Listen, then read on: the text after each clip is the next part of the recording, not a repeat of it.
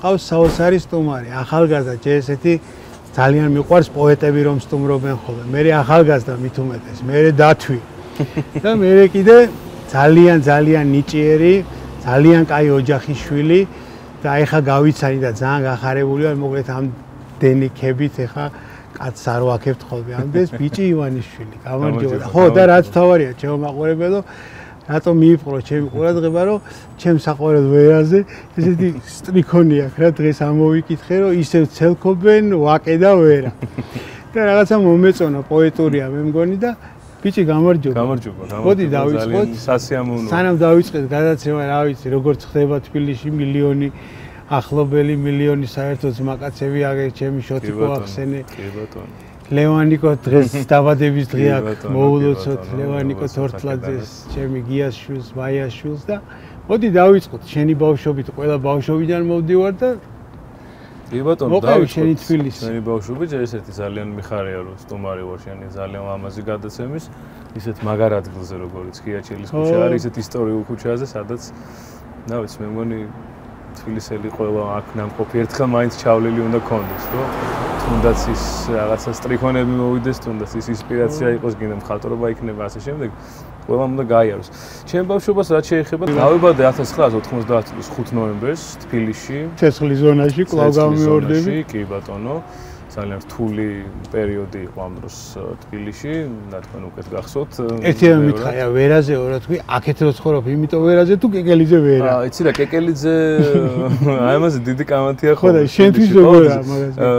ფურცელზე და ესე ცხოვრობ ვერაზე, ანუ ჩემი მხარე უფრო ვერის მხარეა. ისე კეკელიძე? მოპირდაპირე მხარე, ვაკე, კეკელიძე არის როგორც მე მგონია, როგორც საქართველოს არის დედამიწისთვის გამყოფი ევროპის და აზიის, ესეთივე გამყოფია კეკელიძე. ევროპის და უბრალოდ ვერის და ვაკის, ხო?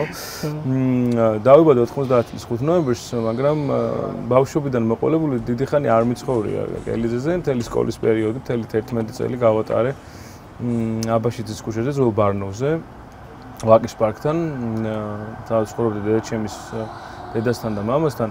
იმიტომ მოხდა ეს ყველაფერი, რომ ამ დროს რთული პერიოდი ჰქონდა ჩემს ოჯახს, რამდენიმე დღის და კვირის გარდაცვლილი იყო ბიძა ჩემი, ვის სახელს და გვარსაც მე ვატარებ და მინდა გითხრათ, რომ ძალიან მნიშვნელოვანია ეს ყველაფერი, არა მხოლოდ იმიტომ, რომ ბიძა ჩემი იყო და ასე შემდეგ და ასე შემდეგ. არა, ყველასთვის ბიჭი ივანიშვილი იყო. ორი სახელის მატარებელი ვარ და ყოველთვის ვფიქრობ ხოლმე იმას, რომ რაღაც გადაწყვეტილებას რო ვიღებ, რაც არ უნდა გავაკეთო, იმას ვფიქრობ, რომ კარგი, მე ბიჭი ივანიშვილი ესე გავაკეთებ, მაგრამ ის ესე მოიქცეო და არის ხოლმე ესეთი ფიქრები და გადაწყვეტილების მიღება ყოველთვის ესეთი მნიშვნელოვანი გადაწყვეტილების მიღება არ არის ესეთი იოლი ყოველთვის.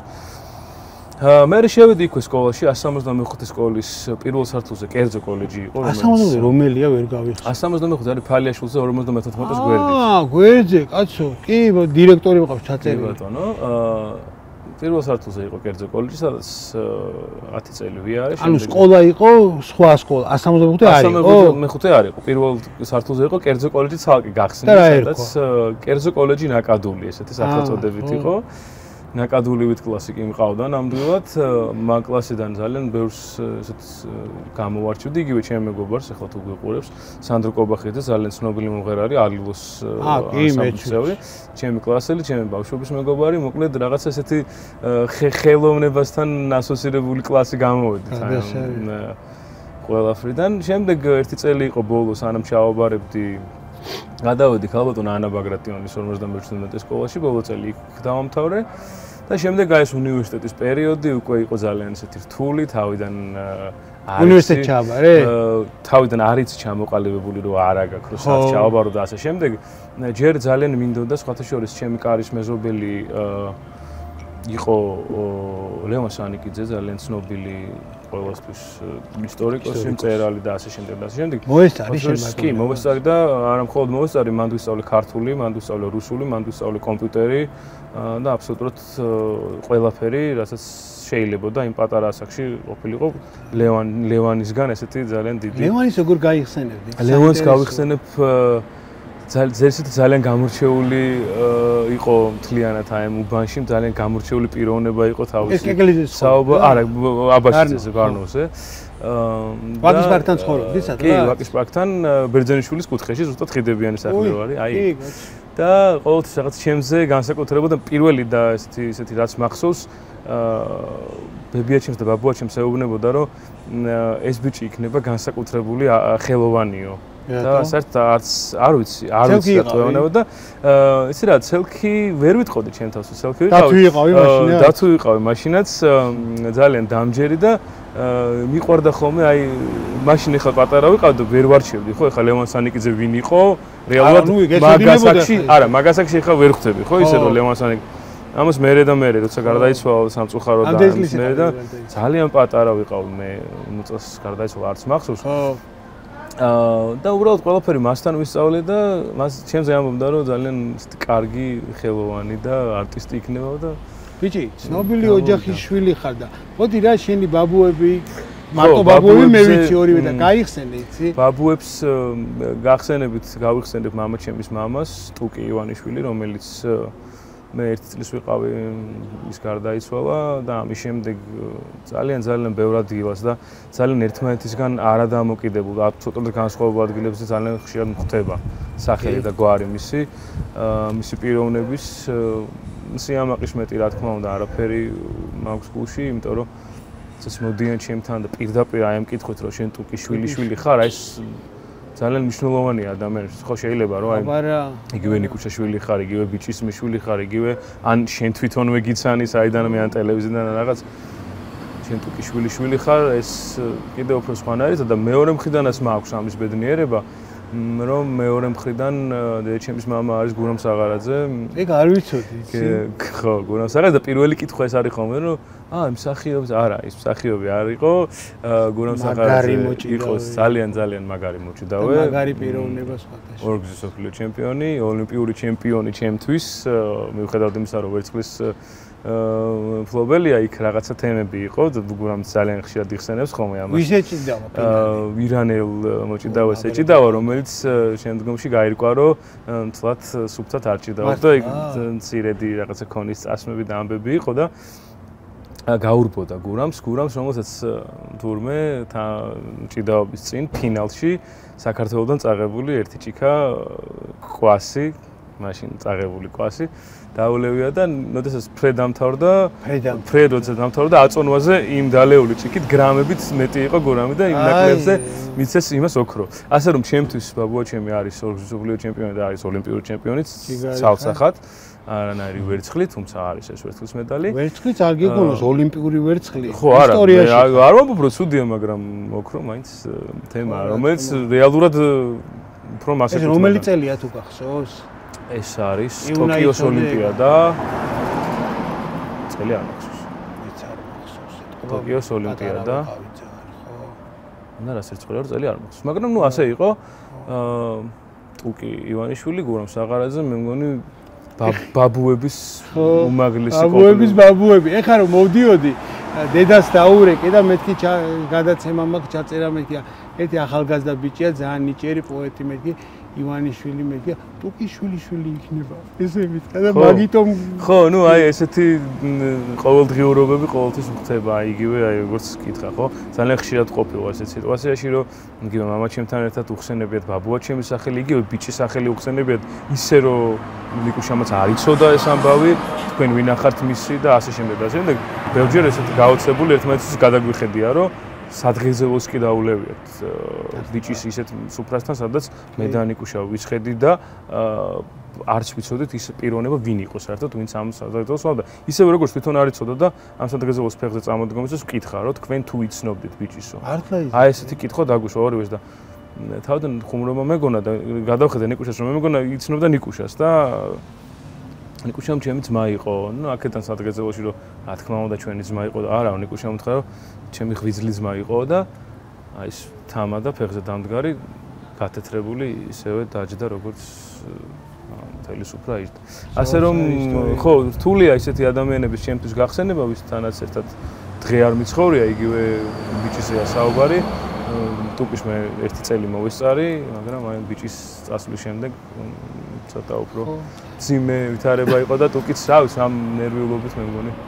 ბიჭი ამინდა იცი გითხრა რა, ამდენ ინფორმაციაში უცბად გადამავიწდა და ოდიში მინდა ჩემ მაყურებელს მოუხადო, არა მაქვს უფლება ამ ლამას ქუჩაზე კი ვისაუბრე და ამ ჩვენი კაფის მადლობა არ უთხრა რა, ნაირ-ნაირს, იმიტომ რომ ძალიან ისეთი ადგილია, ძალიან ბევრი ხალხი დადის, ჯერ ქიაჩელზეა, მერე ხა მთელი ვერა ვაკეც საღამოობით დიდია თან რაც გაეთ გამოიტანეს და მე მგონი კაი კი ძალიან სასიამოვნო გარემო შეგვიქმნეს, ხო, ნამდვილად რაღაცა თან ვერ ვიხსენებ, სადმე რომ აი ქიაჩე ესეთი გადაცემა იყოს თუ ქიაჩელზე ნამდვილად ხო რაღაცა სასიამოვნო სანახაობა იქნება. ვარიანტი არა ვერელი კაცისთვის ეს შენთვის და ჩემთვის მით უმეტეს мотивация უნდა იყოს და ეხლა მთავარს უნდა შევეხოთ შენ პოეზიას. ეხლა რატო პოეზიას?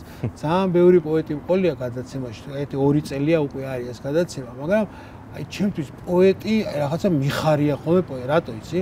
ძალიან მიყვარს პოეზია და მით უმეტეს ახალგაზრდა ვერ ვიხსენებ. პრინციპში პოეტი ყველა ახალგაზრდები ხართ, იცი? არ ბერდება პოეზიას რასი ბერდება. ხო, იცი, მეც ესე უყურებ. რა გალაქტიონი ბებერი რა არისო რა. რაღაცა კარი, გალაქტიონიც რაღაცა ქარიშხალი მგონია რა.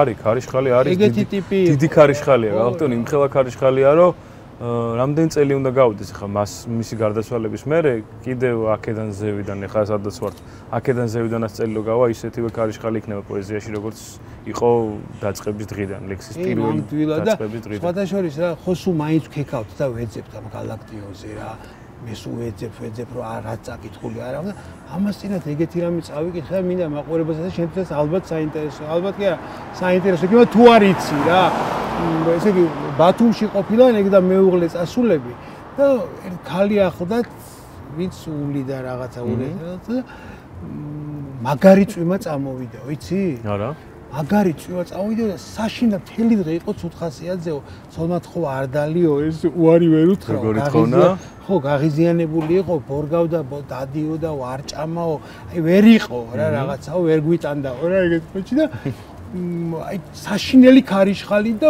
გრუხუნი იყო და უცბათო იმ წუთში დაგვაინტერესა ეს რა შვება რა ამ დროს საშინება მოხიოს და რაღაცა რა ხოჭი ხა და უცბად შევდივართ გალაქტიონის ოთახშიო და გამოღებული აქვს ეს ისაო სტავნებიო ბალკონიო და მთელი ხმით ღრიალებს თანამ ეს ჭექაკუყილი იყო ეს ბოლომდე ყვიროდაო რა აი ეს იყო ჩემთვის ეს რაღაცა ენერგია იქიდან იყო და სხვანაირად როგორ აი ნახდათ იქიდან როგორც აი ეგეთი ელვა და ჭექაკუხილი ესეთივე ჭექაკუხილივით დაამთავრა თავის ცხოვრება. რომ ითხრან დახატეო ალბათ მაგას დავხატავ რა. რაღაცა ენერგიას დავხატავ. ენერგია უნდა დახატო აუცილებლად. ქარიშხალიც ეს დახატო ეგეც გალაქტიონი. არის თვითონ ქარიშხალი არის გალაქტიონი ცალსახა. ხო არა? კი. საყვარელი პოეტი? გრიგალი. გრიგალია შენი? საყვარელი პოეტი? ხო, რაღაცა როგორ შეიძლება არ თქვა ხო გალაქტიონი, მაინც როგორც სხვადასხვა სპორტებში ხო იგივე ამერიკაში კალათბურთი ბრაზილია მანდარი გალაქტიონიც მანდარი გალაქტიონ ტაბიძე ალბათ ხო ერთი ძალიან კაი ბიჭი მახსენდება ძალიან ბევრი აი იმდენად ბევრი რომ უბრალოდ ეს ცალკე გადაცემა გჭირდება რომ დავდგე და აი ეს თავარი გრიგალი ეს არის ალბათ მოდი ახლა დავიწყოთ სად მოვიდა შენი პოეზია და რა ხდება პოეზია იცი რა მოვიდა ალბათ სულ იყო. რაღაცა ნიკუშაც სურევიაო და ნიკუშაც ჩემი მეგობარია. ალბათ სულ იყო. ისი რა, იმხრივ იყო ალბათ სულ რომ სკოლაში როდესაც დავალებებს გაძლევენ ქართულში მაგალითად, იგივე თემის დაწერა, იგივე მოთხრობის სწავლა. კარგად წერდი. რაც გამომდიოდა ერთადერთი იყო ლექსის სწავლა ზეპირად. მართლა. მოთხრობას კი, რა თქმა უნდა, ხო კითხულობდი და ვიგებდი და შინაარსი გამომქონდა. მაგრამ ლექსი სულ მქონდა ისე რომ ეხლა ვერ ვიმახსოვრებ თორე ლექსი ისე იყო რომ ერთ კითხვაში ერთ წაკითხვაში სწავლობდი ერთ წაკითხვაში მეორე წამს ზეპირად ვისვარ ოჩახ მე ესე ადვილად ერთ წაკითხვაში ოღონდ მარტო ლექსია საუბარი და მარტო ქართულზე თორე სხვაგან წერდი? წერით არ წერდი. წერა და პირველი ლექსი. თავისუფალ თემებს რამე არა? ნაკლებად თავისუფალ თემებს. და შენი როდის დაიწყე? 2009 წელი იყო, როდესაც პირველი ლექსი დავწერე. ეს ლექსი არ მახსოვს, მაგრამ თემა მახსოვს რაზე იყო, იმიტომ რომ ვიჯექი მაგიდასთან და რატო დაემთხვა ესე. არ ვიცი. ფურცელი და კალამი იდო ერთმანეთზე, ცარიელი ფურცელი და კალამი და თან ტელევიზორს უყურებდი და დავხედე ამას და ვფიქრობ, რომ რამდენი რატომ მოვიდა ესეთი აზრი, არც ვიცი საერთოდ, ვფიქრობ, რომ რამდენი პოეტი, რამდენი მწერალი, რამდენი ესეთი გამოჩენილი ადამიანი ყავდა საქართველოს, ვინც აი ამაზე არის დაწერილი, ამიდან ვიცი მე თვითონაც, რამდენი პოეტი, მწერალი მინახავს დაწერილად, წამიკითხავს მისი ნაწარმოები ან რაღაც და სახეზე არ ვიცი რომელია. და რატომღაც მომინდა რომ რაღაცა ფურცლისთვის გადამეხადა მადლობა. ესე როგორ შეიძლება ვთქვა, მაგრამ აი პირველი ლექსი იყო სწორედ ფურცელზე, სუფთა ფურცელზე, როგორ უხდი მადლობას იმისთვის, რომ ეს არა რამდენი ადამიანი არ გვეწოდინებოდა. ეს იყო პირველი ლექსის ინსპირაცია და არ იყო ის რაღაცა არ ვიცი ბანალურადაც შეიძლება და სიყვარული პირველად რაზე წერ სიყვარულზე და ეს ბანალური პასუხი. სიყვარულზე წერ, ამას ვიტყვი, იმიტომ რომ მეგობრობა მეგობრობა სიყვარულია. ყველაფერი სიყვარულია. გოგოს და ბიჭის ურთიერთობა სიყვარულია. სამშობლოსა და მის სიყვარული. ყველაფერი სიყვარულია. ყველაფერი არის სიყვარული, ასე რომ არ არის ბანალური პასუხი. რაზე წერ და სიყვარულზე. ხა მე რომ დავიწყო კონკრეტულად, რომ იცი რა, მე ვწერ გოგოს და ბიჭის სიყვარულზე და მე ვწერ სამშობლოზე და მეტი არაფერი. ხო, სიყვარული აერთიანებს ამ ყველაფერს, იმიტომ რომ კონკრეტულად ესე რომ მე რაღაც სამშობლოზე წერ, თუ კონკრეტულად ვიმე გოგოზე წერ, თუმცა ყველა პოეტის რომელიღაც პერიოდში სიყვარულზე და კონკრეტულ ვიღაცაზე მიზღვნები არსებობს, რა თქმა უნდა. ასე რომ мотиваცია სიყვარული არის, არა მხოლოდ პოეზიის. შენ პოეზიაში რა ხდება? რამდენი წიგნი გამოცემული რაღაცა? 2011 წელს გამოვიდა პირველი და ერთადერთი ჯერჯერობით კრებული. წიგნს ცოტა ვერ დავარქმევდი. ძალიან ესეთი ხელი 60 გვერდიანი კრებული არის, რომელიც 2011 წელს გამოვიდა. ამის შემდეგ გავიდა დრო და ამდენივე ცოტა მეტი ლექსი დამიგროვდა და ახლა მომავალში ვფიქრობ, რომ მუშაობა მინდა რომ იმუშაო. იცი რა, მუშაობა იცი რა, ბოდიში გაწყვეტილებ. ერთი 8 ტყუილი რა პონტია თქვა, ერთი 6-7 შენი ლექსი წავიკითხე და ეხლა სანამ შევხვდები. რაღაცა ძარღვიანია, იცი? თავარი ეგ არის. თუ იცი რა არ არის სწორი რომ ადამიანს მოატყუო, ვერ მოატყუო. ხო, თვალებს დაიწვევი რომ ვერ მოატყუო. იმიტომ რომ არა მხოლოდ თვალებზე ნაწერზე. მე არ იქნები კაი კაცი, რომ ადამიანს უთხრა კაცი წერდეს და რო უთხრა რომ აუ რა მაგრად წერ. ნუ აი ძალიან ცუდი ტიპი. ამასაც დაეწყობა. კი, თქმასაც ვერ ეტყვის. აი მაგითო ვკითხე. ბევრს არ მუშაობ. იცი რა, მინდა რომ იმუშაო. პოეზია ესეთი ამბავია რა. მე თვითონაც ბავშვობიდან მოყოლებული ვერაზოს ვიფიქრებდი, რომ ეხლა სადღაც რომელიღაც ეტაპზე დავიწყებდი ლექსების წერას რა. არ ასოციაციაც კი არ ყოფილა და მოვიდა. მოდის, ზევიდან მოდის, ანუ ცოტა აუხსნელი ხა გამიგებენ ეს ადამიანები, ვინც წერენ და ვინცაც ძალიან მაგრად უყვარს პოეზია. თავს ძალას არ ვატან, რომ მე დავждე და გადავშალო ფურცელი და დავждე და 20 წუთი ველოდო, გინდა თუ არა რომელიღაც სიტყვა რომელიღაცას გაურითმო და ასე შემდეგ. ანუ მუზასებები, როდის გამოგაყრის? გამტარი იმისი ამასთან ცაციათ. ხო, მაგრამ იცი ცაცია ხა? რა, იცი, ჩემი აზრით, ხო, აი უკვე რომ პოეტი ქვია, მე მგონი მუშაობაც თემაა. კი, რა თქმა უნდა, ისეთო მან პროფესიონალიზმი კიდე სხვა. კი, რა თქმა უნდა, მუშაობა ძალიან ბევრია, ყოველთვის ხა თავისუფალ დროს. მარტო ნიჭის ამარა. იწერება ესეთი ლექსი, არ ვიცი, ალბათ უფრო მეტი ლექსი და უფრო მეტი ფრაზა, გახაზულ, დამწვარ, გადაყრილი მაქვს, ვიდრე მუშაობა, ეგრე თქვი რა გამახარე რა. გაცილებით ალბათ და ბევრად მეტი თან რა. თან პლუს კითხვაც საჭიროა ძალიან. წიგნის კითხვა არის როგორ იცი, ახლა რო იჯდე ამ სიცხეში და მდინარე მოდიოდეს და იქ ხელს ყოფდე და წყალს ისმევდე სახეზე. ისეთივე ამბავია, როგორც ცხოვრებაში ამოიღო წიგნი და საერთოდ მეგობარი შოთიკო ვახსენეთ, ისიც იგივეს გეტყვის, ჩემთვის სპორტი ძალიან ბევრს ნიშნავს, ძალიან მიყვარს სპორტი. აი გიждები და სულ პატარაობიდან დავყავდი ამ იმაზე, რა ქვია, ერთხელ არ ვიცი მოუყევი თუ არა ლივერპულზე ძალიან ბევრი ხალხი იყო. იძახიან ყველაზე მეტი ხალხი იყო და ხოჭის დასწრების მხრივ თბილისის დინამოს თამაშების დასწრება იყო. იძახიან ყველაზე მეტი იყო ევროპაში ტოპ 5-ში შედიოდა. ხო და გითხრა რა, იყო არასოდეს არ ყოფილა მილიცია იყო. მაშინ 3 ესეთი რიგი იყო რა. ამხელა რიგი არასოდეს არ ყოფილა. ანუ ბილეთების გარდა ესეთი რიგები იყო. ინგლისელი ბალეშიკებიც ბლომად იყვნენ ჩამოსული. და მე იმდენად პატარა ვიყავი, ლივერპული 79 წელია თუ 80 თუ 18, არც მახსოვს, კაცი 74-იანი ვარ. და მამაც ჩემს ვაზი ვარ აქ და ჩემი ძმა ესე უჭირავს. ძალიან ბევრი ხალხი იყო და ეს ინგლისელს და ხუჭუჭა ბავშვი რამე ფეხბურთზე გაახსენდა ალბათ თავის ქალაქშიც ეს იმათვე ჩაულმა ჩვენ თუნდაც ჩაულებრივი რამე იყო ეს ინგლისელი ეუბნება ნახე რა ჯიგარია ამაჩი მეუბნება ჯიგარი ნახე 3 გოლს რო გაგიტანთო და 3-0 მოუგეთ წვიმა წამოვიდა მაგარი მახსოვს და ჰაერში ამაგდეს პირველი რო გავიტანეთ რა მაგაზე 2 წუთი მაინც უნდა შევეყო და ახალგაზრდას რა სპორტი რო უყურებს გიждები. შენი ბავშვობიდან ეს რა ბაბუა ალბათ ხო ნუ ეს სპორტთან მიმართებაში ხა ბაბუა ჩემი ფეხბურთი კალათბურთი თუნდაც კალათბურთი უფრო რაღაცა მიყავს ხო? მე კი მე მიმყავს NBA რომელიც საქართველოში ექსკლუზიურად ჩვენ ტელევიზიას აქვს მიმყავს კალათბურთი ვარ ჩემს სფეროში ამ სილკ სპორტზე აუ რა კაი სასტავი ხართ და თვითონ სანამ დაიწყებოდა ეს ყველაფერი სკოლის პერიოდში რაც გავიხსენე აი ამ სკოლის პერიოდის განმავლობაში მე თვითონ დავდიოდი კალათბურთზე 53 სკოლაში ბიჭები ერთად ჩვენი მეგობრები იმდენად კარგი გუნდი შევკარით იმდენად კარგად გამოგდიოდა თამაში რომ 91-იანების შიდა ტურნირზე საქართველოს ჩემპიონატის ფინალში გავედით აი რა და იქ ბათუმის ბასკოსთან ვერ მოვიგეთ სამწუხაროდ, თორე 53 სკოლა საქართველოს ჩემპიონიც კი იქნებოდა.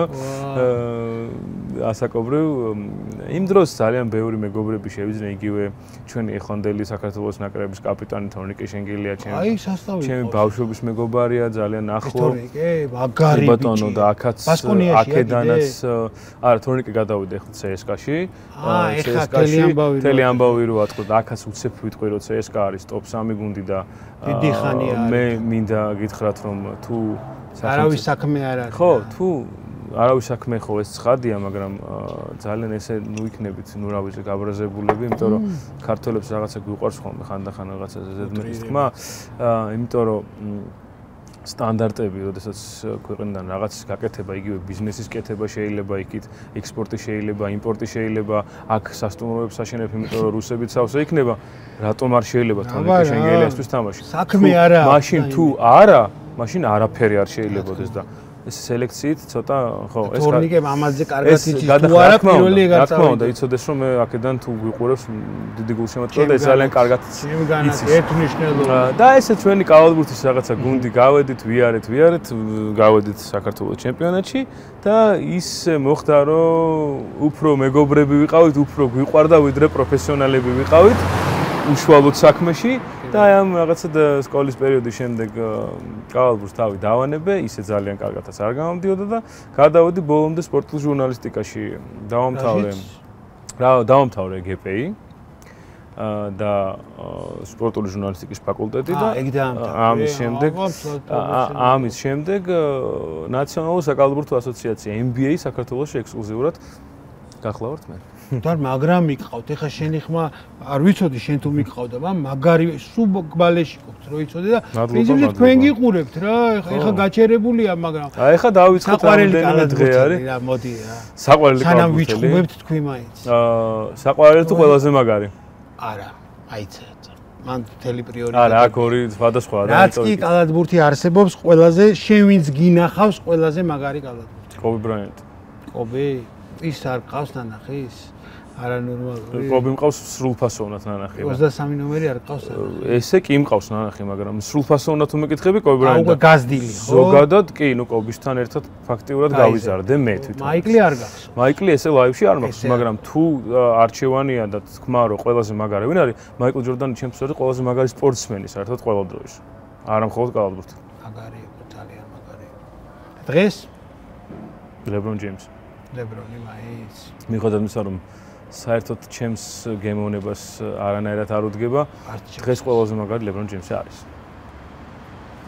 მე რაღაცნაირად იცი, მე ვიცი შენ როგორი დაახლოებით მივხვდი როგორი კალათბურთი მოყავს. დურანტის ერთი ნასროლი მირჩევნია ამის ჭიდაობას.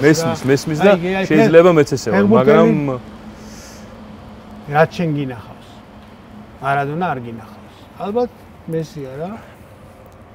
მითხარი რა შენ. ჩემი საყვარელი ფეხბურთელი არის ლუის ნაზარიო დელიმა რონალდო. ხო რა მაგარი. ის გამოც საერთოდ უყურებ ფეხბურთს. ჩემი გითხრა რა. აქედან დავიწყე. ჩემი გითხრა რა. მარადონა? შეიძლება შოთიკომაც ვერ გამოიცნოს. ალბათ რონალდინიო რა. აი მაგის ერთი წამოსვლა, აი ეს საკავშირი ბრაზილია ადამიანები. მაგის სამბის ცეკვა მირჩევნია მთელ კი ბატონო. იტალიის ისტორია, უდიდეს ისტორიას. კი ბატონო. მიხდი აი ეგ მიყვარს სპორტში. მიხდი, იმიტომ რომ მეც ბრაზილიას გულშემატკივრობდა. აი დურანტი ეხა ხო აი ის არის თითქოს ის მიატოვა ეს ვესბრუკი, იქიდან წამოვიდა, გოლდენში მივიდა, არანაირი გრაციას ხო არ დატოვებს არსად. ხო რა. სამთავრობო. მაგრამ აი მაგის აი ერთი მოტრია მაგის დაახლოებით როგორც ხარ. ვეიდი, ირვინგი, აივერსონი, აი ამ ხაზში ხარ. კი, ნუ ტექნარები რა და ჩოგბურჩი და რაც კი ის არსებობს Facebook-ში. ფედერერი. RF-ი მქვია, იკა გიორგაძე RF აწერია. იმიტომ რომ ნუ აი არ ვიცი მე დიადია. ესეთ ადამიანი იყოს იმის გარდა რომ ხო იცი ხა მონეტებს საკეთებენ როჯერის. დიადია, ნუ როგორც ჯორდანი არის კალათბურთში. აი შეიძლება ჯორდანამდეც მიდიოდეს, იცი? რატო იცი? აი ჯორდანი როცა იყო, აი მაშინ მე და მამა ჩემიც ეგეც ძალიან მაგარი ფანი იყო ნებისმიერი სპორტ ძალიან უყვარდა და ეს მაგრად მოუხდა თბილის და ქიაჩევის ქუჩას. რა ქვია მას სამაკატკა არა? ამას ქვია სკუტერი? არ ვიცი რა ქვია. მოდი დავანებოთ სპორტს, ძალიან ბევრ საინტერესო. არა, ნუ ხა იმდენი ხანი ვსაუბრობ. ემოციებით ვართ, ბიჭებიც უკვე მე მეჩხუბებიან და მოდი ფინალში გთხოვ რომ ერთი ლექსი დაარტყა. მოდი ის ლექსი წავიკითხოთ რომელიდანაც მიდი თბილისზეა და თბილისი ესე ქვია ამ ლექსს? თბილისი ქვია? კი. სალამი ძმაო. როგორ შეცვლილ ხარ? მაგრამ იგივე სუნი და გემო. როგორ ახერხებ ყველგან მეტი ხარ? როგორ მიყვარ ხარ თბილისო ჩემო? როგორ არიან შენი უბნები? ისევ ცელქობენ ვაკე და ვერა? როგორ ახერხებ ყველას უხთები, ყველა გიხდება უკლებლი ყველა. ნაღვლიანი შეკრჩა თვალები. ეთყობა დარდი შენი ბედია. ჭადრებს კიდევ ყავთ ცოლად ქარები. ქარები ეს მომეწონა. სადაც ბიჭები ქალებს ხვდებიან. ნუ ღელავ ძმაო, კარგად იქნები. შენი სახელი ჩვენი სახლია. ისევ ცეკვავენ თოვლის ფიფქები იანვრის თვეში, როდესაც ძალიათ. თვარეულივით ყველა ქუჩაზე, ვკოცნი მისამართს დაწერილს შენზე. ისე მიყვარ ხარ კოხტა თბილისო, როგორც პატარებს დამალვას ხვენზე. ხო, მომიკითხე შენიც მაკაც. უშენოდ იცი როგორ დაშრება და ისტორიის მთელი აბზაცი ვიღაც სხვა ხალხის ხელზე დარჩება. სულს მოუფრთხილდე ჩემო თბილისო. წავედი ეხა, დავწერ იმაზეც, შენ რომ მითხარი ეგ სულ ივლისო, როცა დავოცე მისი სინაზე. ძალიან დიდი მადლობა. მადლობა თქვენ.